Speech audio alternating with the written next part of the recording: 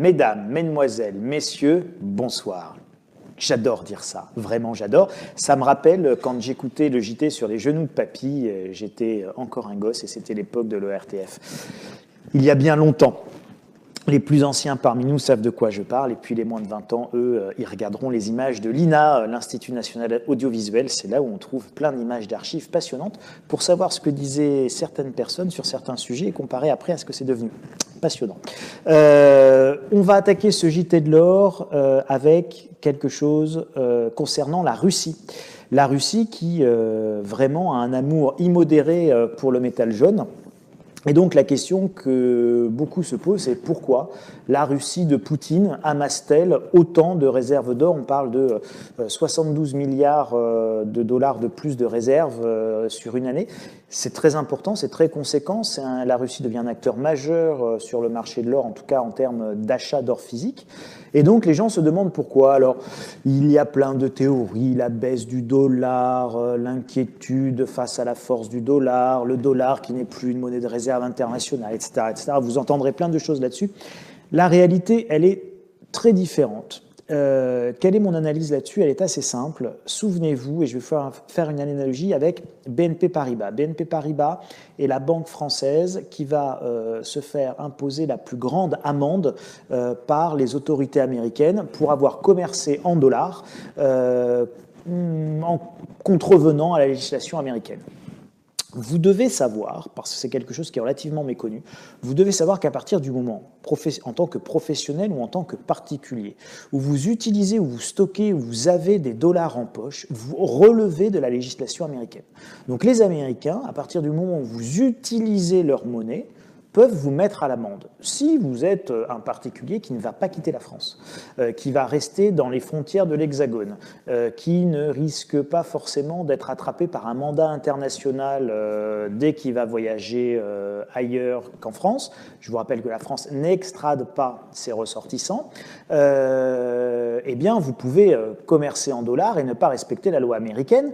Vous risquez d'avoir de gros problèmes, mais vous pourriez vous en sortir. Le problème, c'est qu'évidemment, dans un monde qui est complètement globalisé, mondialisé, une banque comme BNP Paribas, qui est une banque internationale, parce qu'elle a des clients qui eux-mêmes vont avoir des dollars à utiliser, des euros, du yen, vont faire des transactions internationales. Bref, ce sont des entreprises qui se retrouvent dans le monde entier, ce sont des entreprises globalisées, elles ne peuvent pas ne pas pouvoir utiliser la première monnaie mondiale, avec 60% des échanges qui sont réalisés en dollars américains. C'est la raison pour laquelle BNP Paribas a dû payer ces 8 milliards de dollars d'amende, puis après plein d'autres banques françaises et aussi plein d'autres banques européennes, je pense en particulier à nos amis allemands, avec la Deutsche Bank. Alors vous allez me dire, oui, et alors ?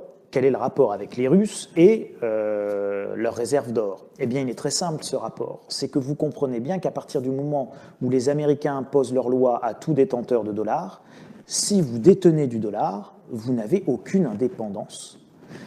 La seule monnaie qui va donc être neutre, la seule monnaie de réserve capable de conserver de la valeur aujourd'hui, et d'assurer votre indépendance politique dans un contexte extrêmement tendu entre la Russie et les États-Unis et les Occidentaux de manière générale, avec des sanctions qui sont prises, etc., c'est évidemment l'or.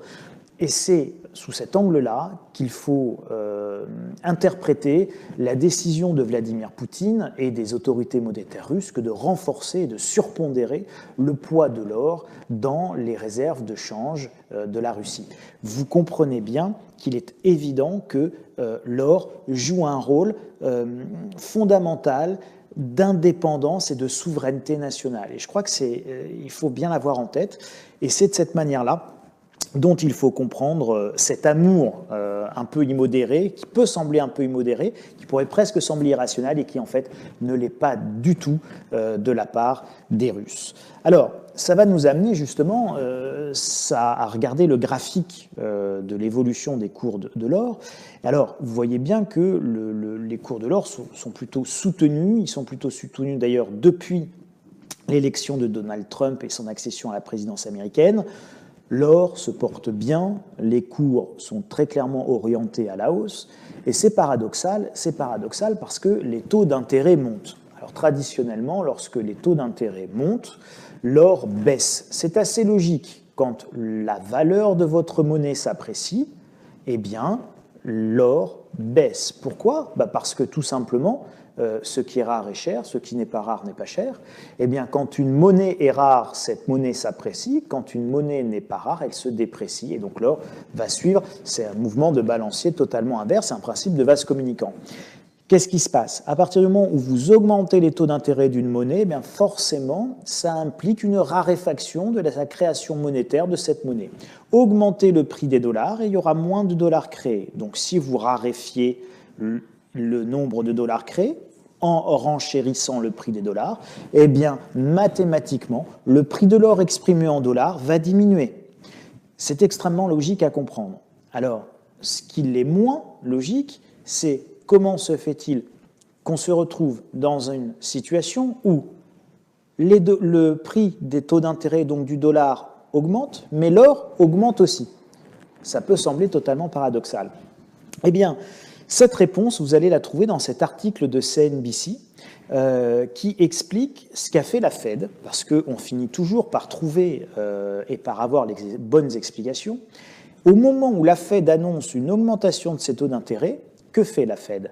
En réalité, elle injecte 267 billions, pour ceux qui ne parlent pas l'américain, ça veut dire milliards. Donc 267 milliards de dollars de liquidités injectées sur le marché. En clair, on vous dit on augmente le prix de la monnaie, mais en réalité on donne de la monnaie gratuite à tout le monde. Donc évidemment c'est totalement absurde et ça explique ce mouvement de l'or qui monte en parallèle, puisque pour la première fois quasiment, au lieu d'augmenter les taux pour raréfier la quantité de monnaie en circulation, on augmente les taux tout en augmentant la quantité de monnaie en circulation, ce qui est complètement absurde. Donc évidemment, l'or, il se réajuste. Donc c'est pour ça qu'on est dans cette situation-là.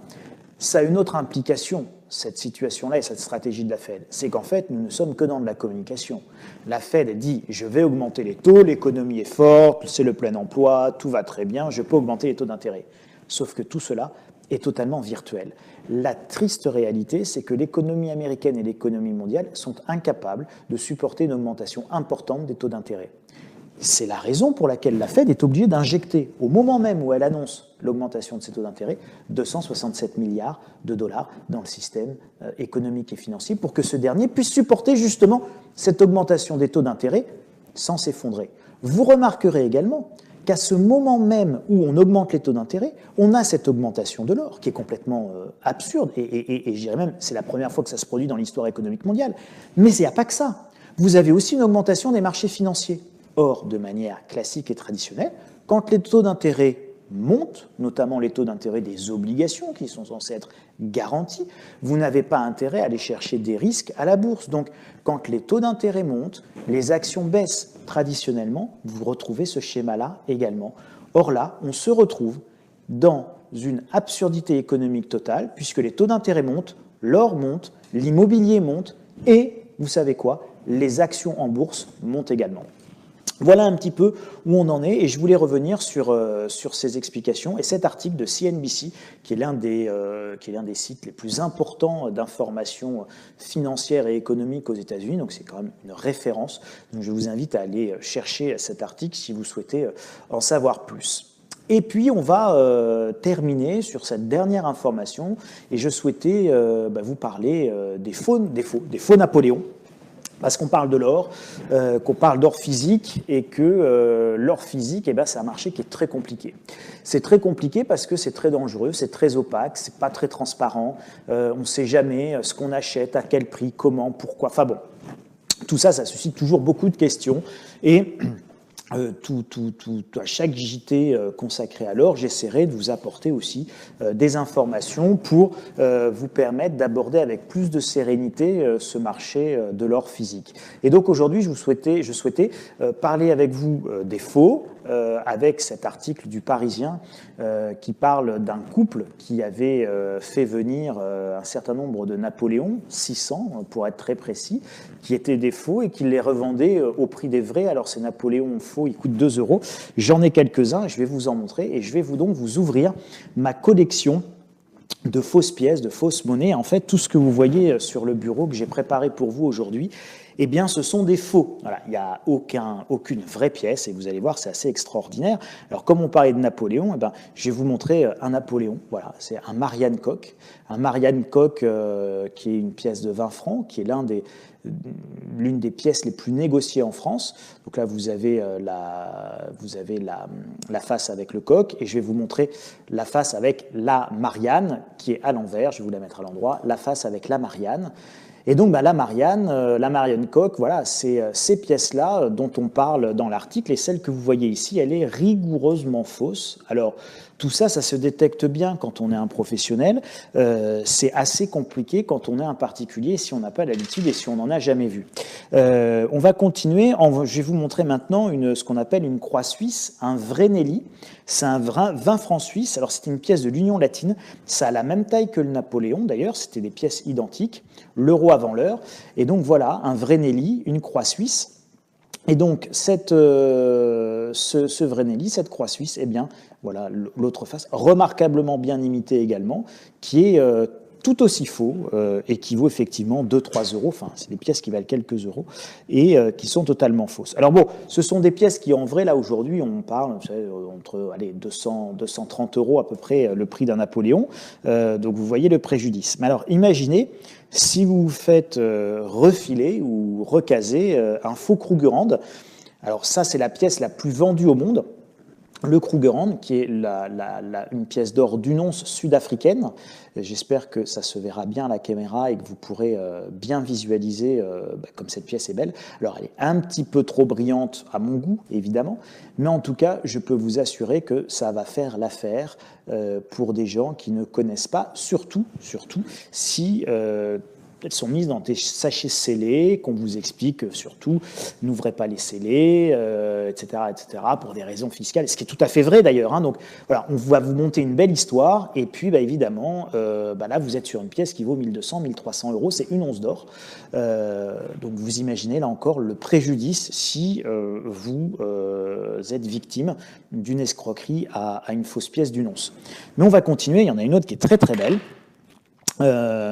C'est une 50 pesos, donc ça c'est les pièces mexicaines, pareil, une once d'or. Donc ça on le voit. Alors comment on les expertise? Alors déjà de manière très très très classique, on les pèse, on les mesure. Alors bon, quand on a l'habitude, on le voit au premier coup d'œil. Hein. Mais quand on ne connaît pas, on pèse, on mesure. Il y a des cotes précises et puis souvent il y a quelques petits défauts de taille, de poids, etc. qui permettent de les repérer de manière assez simple et assez rapide. Une dernière pièce que je voulais vous montrer, parce que je les aime beaucoup, qu'elles sont très très belles, ce sont les pandas chinoises. Alors ça, c'est tout petit. Ça, c'est une panda de 50 yuan, mais pareil, extrêmement bien refait. Et regardez, j'ai ici le coffret en bois, en acajou, de toute une collection de pandas chinoises. Fausses, hein, je précise encore une fois, c'est faux. J'ai même les certificats. Qui vont avec les tampons et tout ce qu'il faut bien de l'équivalent de la monnaie de Paris en Chine, donc qui est la banque pas centrale de Chine, mais enfin l'organisme chinois qui frappe les pièces. Donc on a tout, on a les certificats, on a une superbe boîte en bois, etc. Voilà. Si vous ne connaissez pas, vous pouvez vous faire attraper. Vous pouvez vous faire attraper d'autant plus que vous allez même avoir, regardez ici, c'est un Krugerrand, dans un emballage scellé, avec même ici un hologramme de sécurité. Voilà. Donc je ne sais pas, pareil, j'espère que ça se verra bien. J'essaye de faire bouger un petit peu, comme ça peut-être que vous verrez les reflets dans l'hologramme de sécurité. Donc c'est extrêmement bien fait. Pareil, on parle d'une pièce qu'on peut vous vendre ou faire acheter pour 1200, 1300 euros. Et enfin, je vais terminer par ce dernier faux, tout aussi faux, un petit lingotin Crédit Suisse que je vais vous approcher là aussi de la caméra, en espérant que vous puissiez bien voir peut-être d'abord déjà Crédit Suisse, que vous puissiez visualiser la qualité de l'emballage et du scellé, et puis voir peut-être même le numéro de série qui est gravé sur ce lingotin. Alors Crédit Suisse, c'est une maison sérieuse, c'est une maison connue, donc en plus ça inspire complètement confiance. Donc Encore une fois, soyez prudents, soyez vigilants quand vous achetez de l'or physique. Le premier conseil que je puisse vous donner, c'est méfiez-vous de l'appât du gain. L'appât du gain, c'est quelque chose d'absolument terrible. C'est qu'on a envie de faire une bonne affaire. Et quand on a envie de faire une bonne affaire, eh ben, on a envie d'acheter pas cher. Et quand on a envie d'acheter pas cher, eh bien évidemment, on est une victime toute trouvée pour se faire refourguer quelque chose de faux, bien emballé, bien étiqueté, comme vous avez pu, ou comme vous pourrez le voir dans cet article du Parisien. Le préjudice, c'est largement plus de 100 000 euros. Hein. C'est des dizaines de pièces qui ont été vendues. Donc voilà. Donc soyez vigilants. Passez par un professionnel qui a pignon sur rue, qui a une structure établie et contre lequel vous pourrez vous retourner parce qu'il est évidemment responsable de la qualité des produits qu'il va vous vendre. Enfin, ne vous inquiétez pas non plus que ça, si vous n'achetez pas entre particuliers, si vous achetez sur facture, si vous achetez chez un professionnel, la capacité des pros à faire face à la détection des faux est réelle. Globalement, même sur ce qu'on appelle les lingots fourrés au tungstène, ça pose peu de problèmes et avec des machines qui coûtent 1 000 euros, on est capable en gros de faire une échographie à n'importe quelle pièce ou à n'importe quel lingot sur lequel on pourrait avoir des doutes. Et donc, évidemment, c'est très facilement détectable quand on a le bon appareillage. Il n'y a pas besoin de forer, de faire des trous, etc. Donc tout ça, on sait faire. Encore faut-il toujours avoir à l'esprit que si vous achetez de particulier à particulier, eh bien, vous prenez un risque qui est très important. Voilà, notre JT de l'or s'achève. Je vous dis à très bientôt, c'est-à-dire à la semaine prochaine, et je vous souhaite un excellent week-end. Au revoir et à bientôt.